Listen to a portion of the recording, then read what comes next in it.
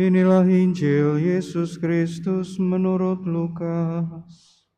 Dimuliakanlah Tuhan. Sekali peristiwa seorang ahli Taurat berdiri hendak mencobai Yesus, katanya, "Guru, apa yang harus aku lakukan untuk memperoleh hidup yang kekal?" Jawab Yesus kepadanya, "Apa yang tertulis dalam hukum Taurat? Apa yang engkau baca di dalamnya?" Jawab orang itu, "Kasihilah Tuhan Allahmu dengan segenap hatimu dan dengan segenap jiwamu, dengan segenap kekuatanmu, dengan segenap akal budimu. Dan kasihilah sesamamu manusia seperti dirimu sendiri." Kata Yesus kepadanya, "Jawabmu itu benar, lakukanlah demikian, maka engkau akan hidup." Untuk membenarkan dirinya, orang itu berkata lagi kepada Yesus, "Tapi siapakah sesamaku manusia?" Jawab Yesus, "Ada seorang yang turun dari Yerusalem ke Yeriko. Ia jatuh ke tangan penyamun-penyamun yang bukan saja merampoknya habis-habisan, tetapi juga memukulnya. Dan sesudah itu pergi meninggalkannya setengah mati. Kebetulan ada seorang imam turun melalui jalan itu. Ia melihat orang itu, tetapi ia terus berjalan. Demikian juga seorang Lewi datang ke tempat itu. Ketika melihat orang itu, ia pun melewatinya. Lalu datanglah ke tempat itu seorang Samaria yang sedang dalam perjalanan. Ketika ia melihat orang itu, tergeraklah hatinya oleh belas kasihan. Ia pergi kepadanya lalu membalut luka-lukanya. Sesudah menyiraminya dengan minyak dan anggur, kemudian ia menaikkan orang itu ke atas keledai tunggangannya sendiri, lalu membawanya ke tempat penginapan dan merawatnya. Keesokan harinya ia menyerahkan 2 dinar kepada pemilik penginapan itu, katanya, "Rawatlah dia, dan jika kau belanjakan lebih dari ini, aku akan menggantinya waktu aku kembali." Menurut pendapatmu, siapakah di antara ketiga orang ini adalah sesama manusia dari orang yang jatuh ke tangan penyamun itu? Jawab ahli Taurat itu, "Orang yang telah menunjukkan belas kasihan kepadanya." Kata Yesus kepadanya, "Pergilah dan lakukanlah demikian." Demikianlah sabda Tuhan. Terpujilah Kristus.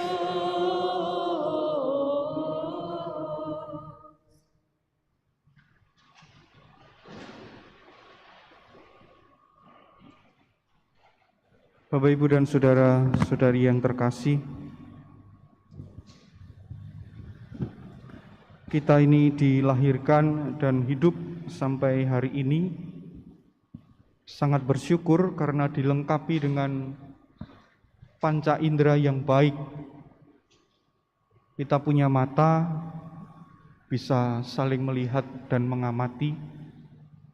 Kita juga punya telinga, yang mana menghantarkan kita untuk mendengarkan satu sama lain. Tidak cukup sampai di situ, kita ini punya lidah sekitar mulut.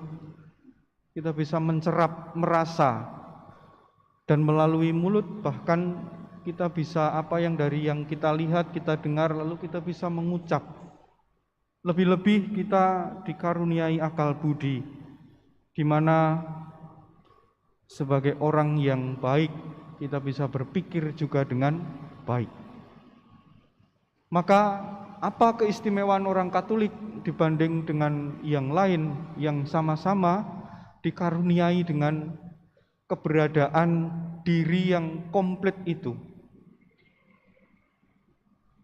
Mari kita melihat dan mengamati apa yang disajikan dalam bacaan yang pertama.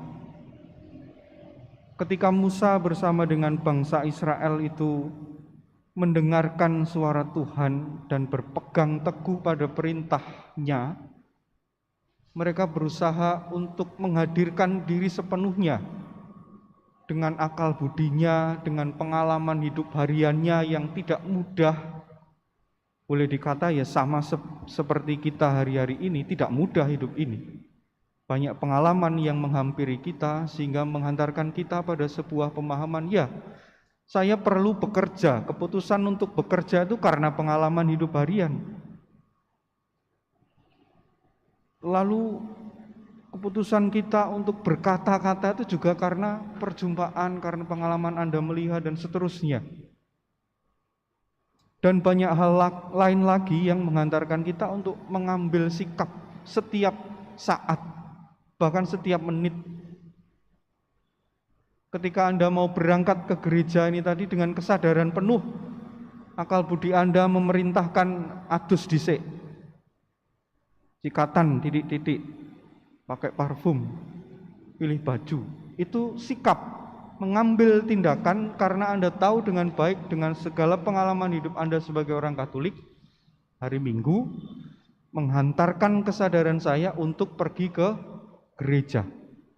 Bukan hanya pergi, tetapi saya hadir penuh sadar untuk Ekaristi.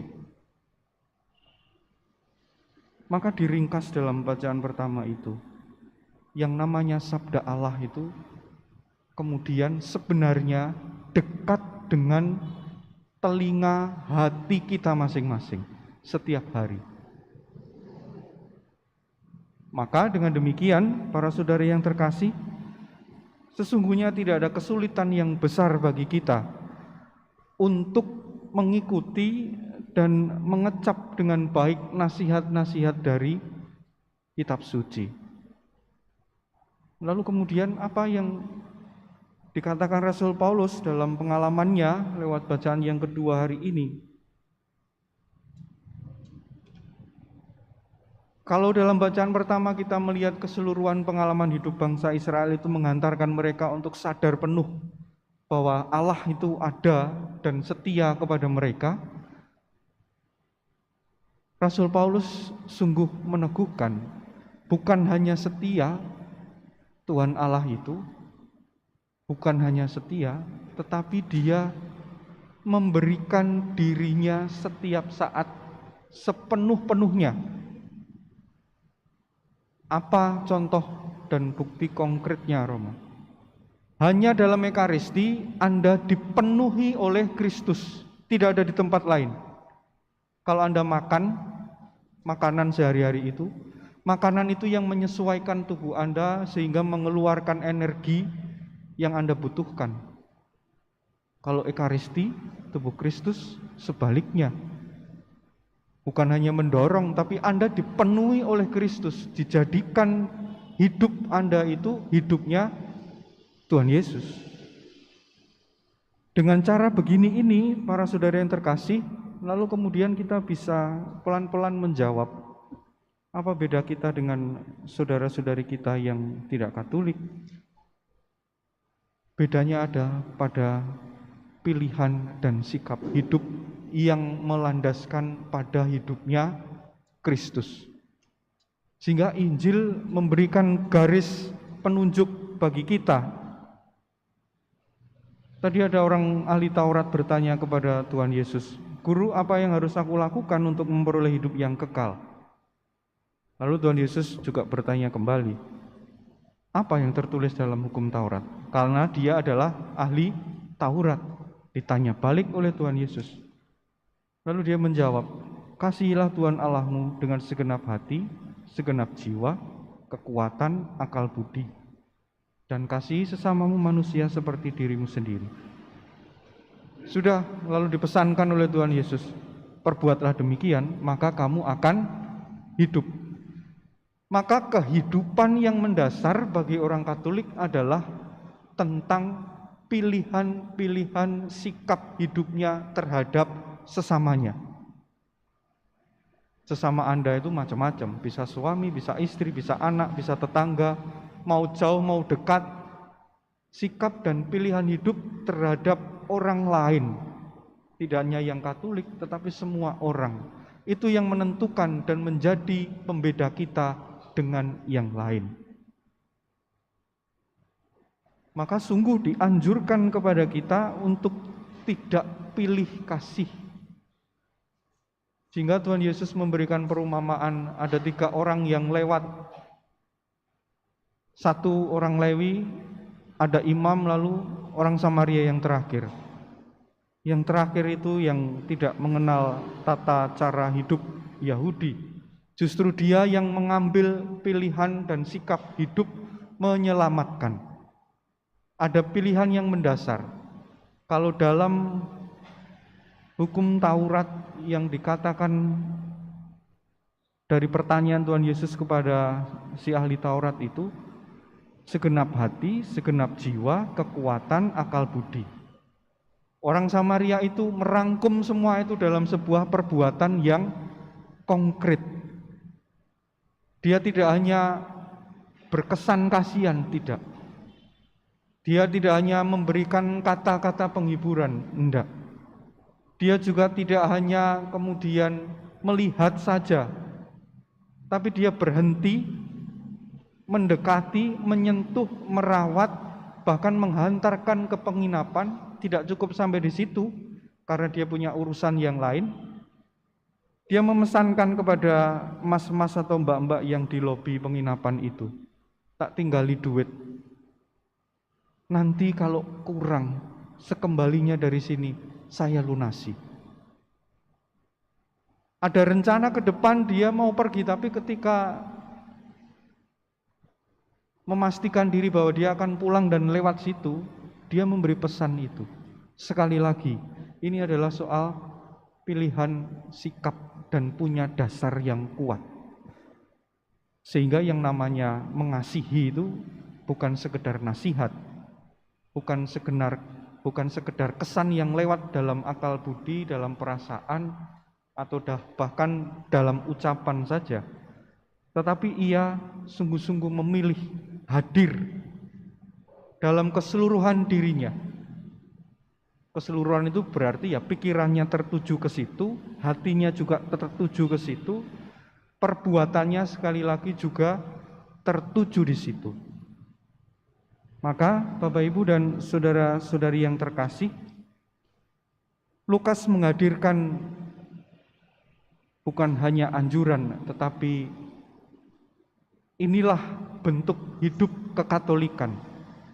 Kita sedang merawat hidup di lingkungan Anda itu. Tidak perlu disengaja, tetapi setiap hari Anda melakukan itu. Anda bertetangga dengan banyak orang, tidak hanya yang Katolik.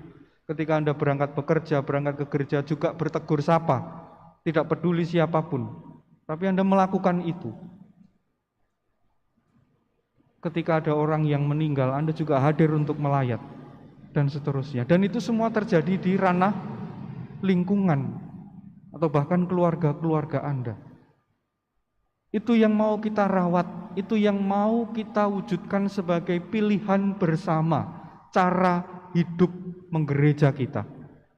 Semakin Anda, keluarga-keluarga yang ada di lingkungan itu menampakkan cara hidup Katolik, maka semakin kokohlah bangunan gereja paroki ini. Bukan gedungnya ini, tetapi Anda semua sebagai persekutuan murid-murid Tuhan Yesus. Sehingga para saudara yang terkasih, pergilah dan perbuatlah demikian pesan Yesus yang terakhir. Itu yang barangkali boleh kita doakan. Setiap kali Anda menutup dan membuka hari hidup Anda, Tuhan izinkan aku pergi dan berbuat setiap kali aku keluar dari rumah seperti yang Engkau pesankan. Mengasihi orang dengan pilihan dan sikap konkret, karena rahmat Allah melulu yang memampukan kita sampai pada pilihan-pilihan hidup itu. Berkat Tuhan menyertai kita semua.